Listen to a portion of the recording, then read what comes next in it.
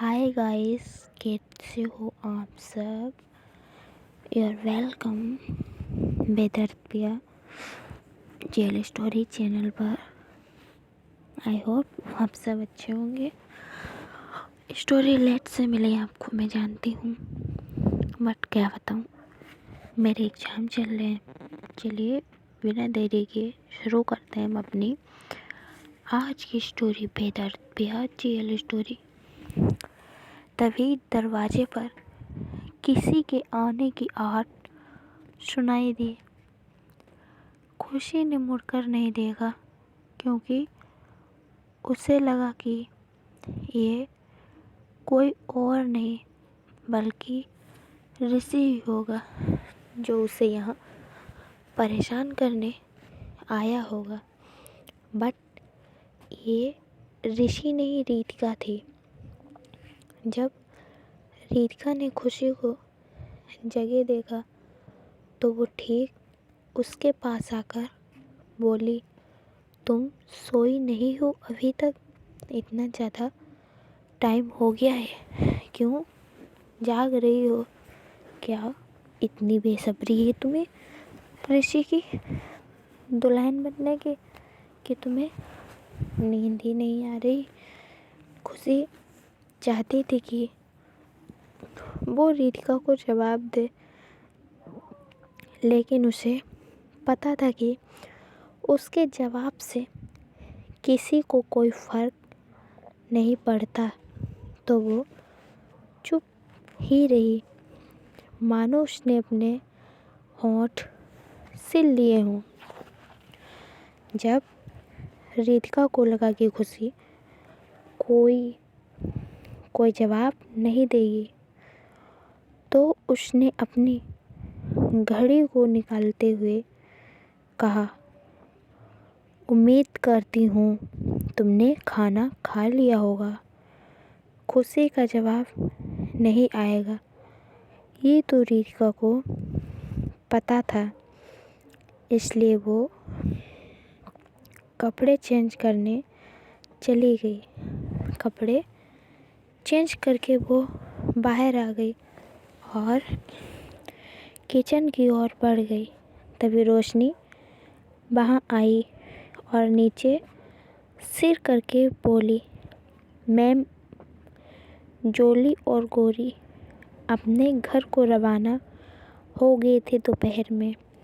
आप काम में बिजी थीं, इसलिए वे मिल नहीं पाए। आप कहें तो आपके लिए खाना लगा दूँ। रोशनी ने जब मैम साहब बोला तो रीतिका को बहुत अजीब लगा। उसने जल्दी से कहा, आप मुझे मैम साहब कहकर क्यों बोल रही हैं?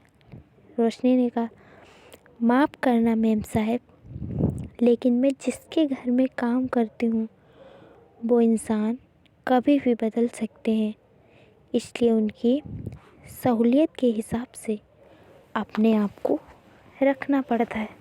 पता नहीं उन्हें कब हमारी बात का बुरा लग जाए।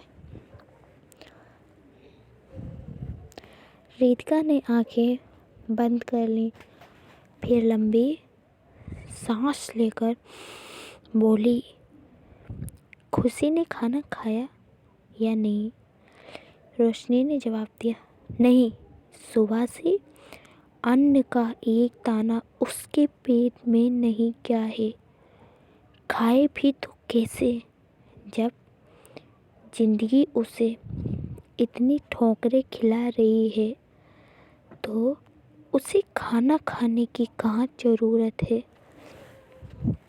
रीतिका जानती थी कि रोशनी उसे जली कटी क्यों सुना रही है, इसलिए उसने कहा, हम दोनों के लिए खाना प्लेट में दे दो, मैं लेकर जाती हूँ, और मैं जो कर रही हूँ उसी में सबकी भलाई है।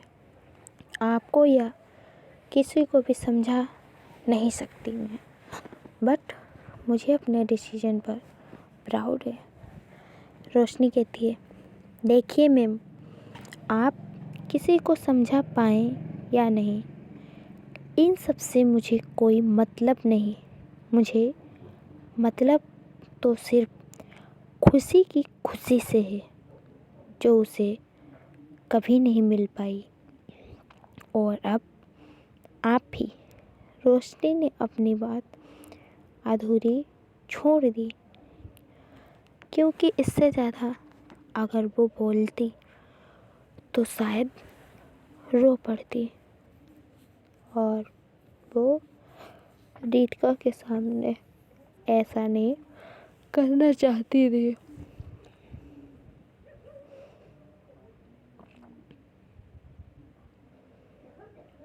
इसलिए वो किचन में चली गई और कुछ देर में खाना लेकर वापस आ गई।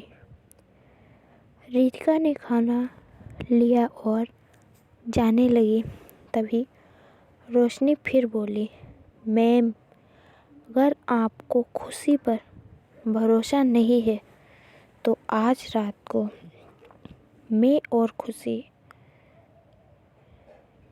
घर छोड़कर चले जाएंगे, लेकिन उस घटिया लड़के ऋषि के साथ उसे मत बांधिए। मैं हाथ जोड़कर आपसे प्रार्थना करती हूँ, प्लीज़ ऐसा मत कीजिए मेरी खुशी के साथ। रीतिका ने रोशनी की बात का कोई जवाब नहीं दिया। वो खाना लेकर चली गई।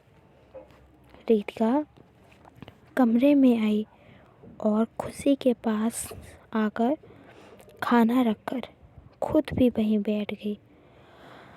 खुशी ने एक नज़र रीतिका को देखा, फिर वहाँ से जाने लगी, लेकिन रीतिका ने उसका हाथ पकड़कर उसे वापस बैठा दिया और खाने की ओर इशारा करके खाने के लिए कहा।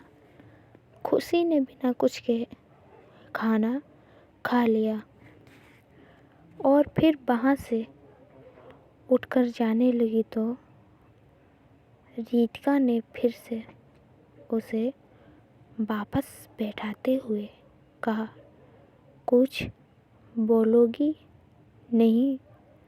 खुशी ने बहुत ही धीरे से कहा, जहाँ बोलने पर कोई कुछ समझे ही नहीं तो वहाँ बोलना बेकार होता है। रीतिका कहती है, लेकिन आज मैं तुम्हें सुनना चाहती हूँ, प्लीज़ खुशी कुछ बोलो। खुशी ने उदास सी मुस्कान बिखेर कर कहा,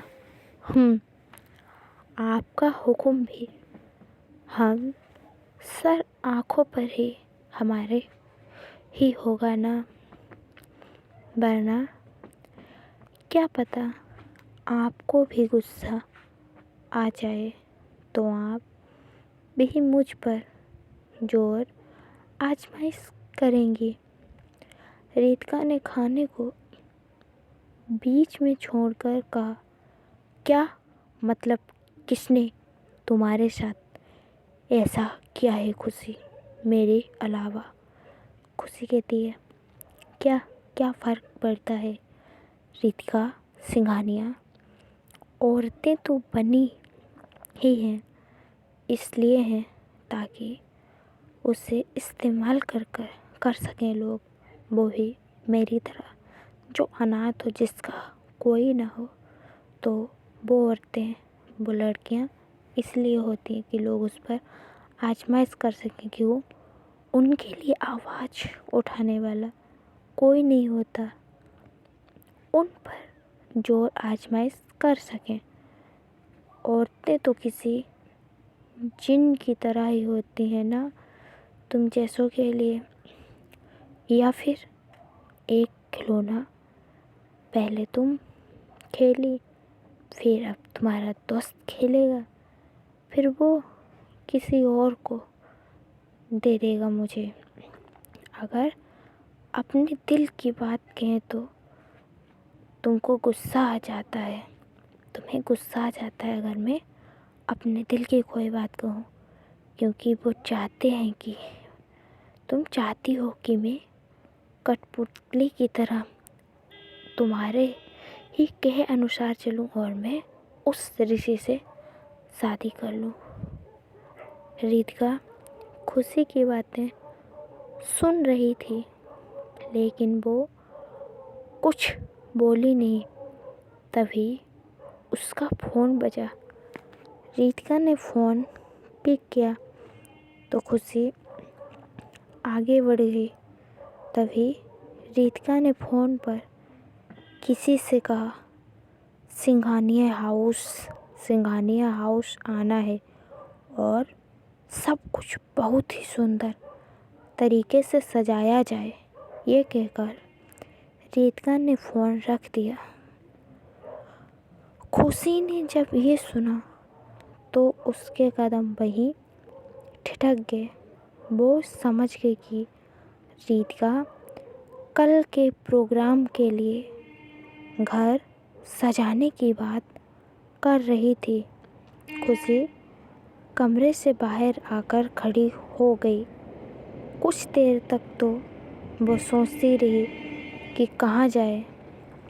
तभी उसे याद आया कि रोशनी तो हमेशा ही उसे समझती है, इसलिए वो रोशनी के कमरे की ओर बढ़ गई। लेकिन तभी नीलम उसके सामने आकर खड़ी हो गई। जो खुशी के सामने खड़ी होकर उसे देख मुस्कुरा रही थी। खुशी जहाँ अपनी ज़िंदगी में खुशियाँ ढूंढने की कोशिश में थी, लेकिन किस्मत उसे ये मौका शायद कभी देना ही नहीं चाहती थी। खुशी को लगा कि रितिका उसे समझ सकती है, लेकिन जब रितिका ने सभी ओर से उसके लिए रास्ते बंद कर दिए तो वो कमरे में वापस आ गई और रोशनी के कमरे की ओर जाने लगी। यही वो सोच रही थी और नीलम उसे देखकर उसी के सामने खड़ी होकर मुस्कुरा रही थी। खुशी इस वक्त उससे कोई बात नहीं करना चाहती थी, इसलिए उसने नीलम को इग्नोर किया और आगे बढ़ गई। लेकिन नीलम तो आज पूरे के पूरे मूड में थी। खुशी को ताने देने और मज़े लेने के लिए नीलम ने खुशी की कलाई पकड़कर उसके सामने आते हुए बोली, कहाँ जा रही हो मेरी प्यारी भतीजी? जी। खुशी कुछ नहीं बोली तो नीलम आगे बोली, तुम्हारी हिम्मत की दाद देनी चाहिए। खुशी, तुम फिर से शादी कर रही हो, वो भी एक और ज़्यादा अमीर लड़के से, जो रितिका से भी ज़्यादा अमीर है। तुम अपना ये हुनर रीमा को भी क्यों नहीं बता देती, उसे भी थोड़ा सिखा दो। तुम्हारी बहन ही है वो, आखिर उस बेचारी का भी तो घर बस जाएगा तुम्हारी वजह से। ये सुनकर खुशी ने अपनी आंखें बंद कर लीं, लेकिन कुछ बोली नहीं। वो बोले भी तो क्या बोले। वो नीलम को बहुत अच्छी तरह से जानती थी कि नीलम उसे परेशान करने का एक मौका नहीं छोड़ने वाली। उसे परेशान करके नीलम को जो खुशी मिलती हो वो शायद ही किसी और काम में मिलती होगी। जब खुशी कुछ नहीं बोली तो नीलम ने उसकी कलाई को कसकर पकड़ लिया और बोली, तुमसे तुमसे बात कर रही हूँ मैं, आंखें खोलो अपनी। खुशी ने आंखें खोली तो नीलम खुशी की आंखों को देखकर थोड़ी डर गई। खुशी की कलाई पर से उसने अपना हाथ हटा लिया तो खुशी ने कहा, तुम्हारा हो गया तो मैं जाऊं? नीलम ने कहा, तू मुझे आँख दिखा रही है, मुझे तू जानती नहीं है मैं तेरे साथ क्या क्या कर सकती हूँ। अभी तो सिर्फ ऋषि पर तेरे हुस्न का जादू चढ़ाया है, अभी तो पता नहीं और किस किस से शादी करवाऊंगी तेरी, तू देखती जा। खुशी ने घूरती आंखों से नीलम को कहा, देख ही तो रही हूँ कि इंसान किस हद तक गिरते हैं सिर्फ और सिर्फ अपने एंटरटेन के लिए। तुम्हें जो करना है तुम करो और मुझे जो करना होगा वो मैं करूँगी। और हाँ, एक बात और, मुझसे ज़्यादा तुझे कोई नहीं जानता और कोई जान भी नहीं सकता है, क्योंकि तेरा जो घटिया रूप मैंने देखा है ना, वो किसी और को नहीं देखा, किसी और ने नहीं देखा होगा, लेकिन तू मुझे नहीं जानती। मैं कल तक तेरी इज्जत करती थी, मैं तुझे अपनी चाची मानती थी, तुम लोगों को अपना सब कुछ समझती थी। लेकिन आज से और अभी से मैंने मान लिया कि मेरा कोई अपना इस दुनिया में नहीं है। और जब कोई अकेला होता है ना, तो वो इंसान वो कर जाता है जिसकी किसी ने कल्पना भी नहीं की होती या इमेजिनेशन भी नहीं किया होता। खुशी ये कहकर वहाँ से चली गई। वही नीलम हैरान होकर खुद से बोली, ये लड़की इतनी उछल क्यों रही है, कहीं कुछ करने वाली तो नहीं है। मुझे अभी ऋषि को बताना होगा, अभी के अभी ऋषि को बता दो, पता नहीं इसके क्या प्लानिंग हो या आगे क्या करने वाली हो, इसकी वजह से कहीं मेरी प्लानिंग पर पानी ना फिर जाए जो मैंने ऋषि को इसकी खूबसूरती का भूत चढ़ाया था। इतना सोचकर नीलम ऋषि के कमरे की ओर बढ़ गई।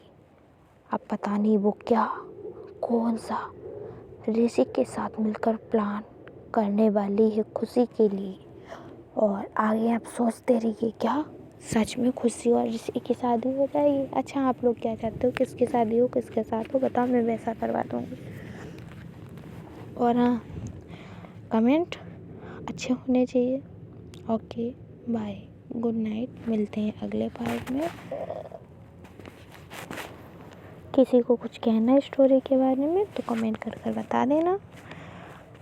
कहना है, क्या कहना है? अच्छा, कमेंट कर ही बताना है। ओके, बता देना।